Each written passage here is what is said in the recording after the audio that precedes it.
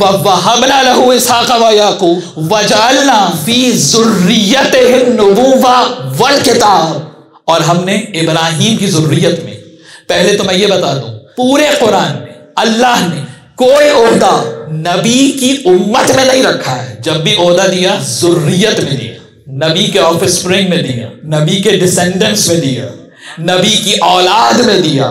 تو اب جو یہ اعتراض کرتا ہے کیا خالی رسول اپنی اولاد کو امام بنانے کے لیے آئے تھے، تو ہم سے نہ لڑے، قرآن سے لڑے کہ اللہ نے کوئی عہدہ امت میں رکھا ہی نہیں ہے.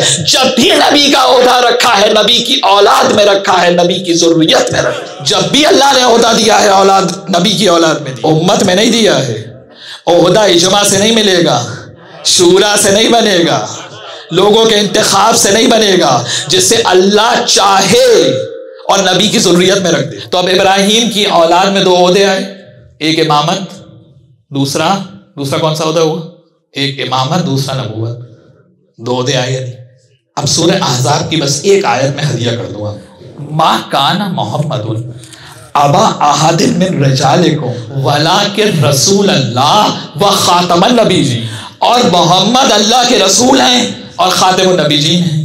یعنی اولاد ابراہیم میں جو نبوت آئی وہ ختم ہو گئی محمد مصطفیٰ پر، اور ذات محمد مصطفیٰ ہوئے خاتم النبیین. تو اولاد ابراہیم میں دو عہدے چلے، ایک نبوت کا عہدہ، ایک امامت کا عہدہ. نبوت کا عہدہ ختم ہو گیا، آیت موجود ہے.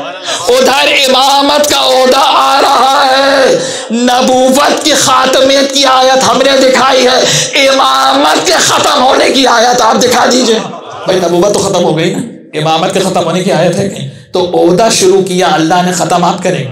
عہد ہے اللہ کا، ختم آپ کریں گے کہ جی وہ تو اس زمانے میں امام ہوتے تھے، اس کے بعد تو امام نہیں ہوتے. تو جو عہدہ اللہ کا ہے آپ کو اختیار ہے کہ آپ طے کریں گے کہ وہ عہدہ کہاں تک جائے گا اور کہاں تک نہیں جائے گا. یعنی جب تک امامت کی خاتمیت کی آیت نہیں ہے، امامت جاری ہے یا نہیں؟ یہی سبب ہے کہ جو 12 کو نہیں مانتا وہ بھی کہتا ہے امام مہدی. تو اس سے پوچھو نا کہ یہ امام مہدی کیوں کہتے ہو؟ مہدی کو امام کس نے بنایا ہے؟ بھائی حق ہے سوال پوچھنے میں کہ آپ جو کہہ رہے ہیں امام مہدی، تو یہ کس بنیاد پہ کہہ رہے ہیں؟ بھائی آپ تو کہتے ہیں نا کہ امت بناتی ہے، تو یہ مہدی کو امام کس نے بنایا ہے؟ کہا بھائی وہ تو اللہ بنا کے بھیجے گا. تو کیا کوئی دوسرا قرآن آ جائے گا، کوئی دوسری سنت آ جائے گی، کوئی دوسری شریعت آ جائے گی؟ شریعت بھی یہی رہے گی، قرآن بھی یہی رہے گا، سنت بھی یہی رہے گی. اس کا معنی ہے جیسے 12ویں کو اللہ نے بنایا ہے، اسی طرح پہلے کو بھی اللہ ہی نے بنایا. تو یہ ہے امامت. قرآن میں امامت الہیہ دیوائے عہدہ ہے اللہ. اب جو یہ کہے کہ امامت کا عہدہ قرآن میں نہیں ہے، وہ قرآن سے آشنا نہیں ہے، وہ آیتوں کو نہیں پڑھتا. صرف رمضان کی راتوں میں پڑھنا اور ہے، تدبر کرنا اور ہے، تعقل کرنا اور ہے.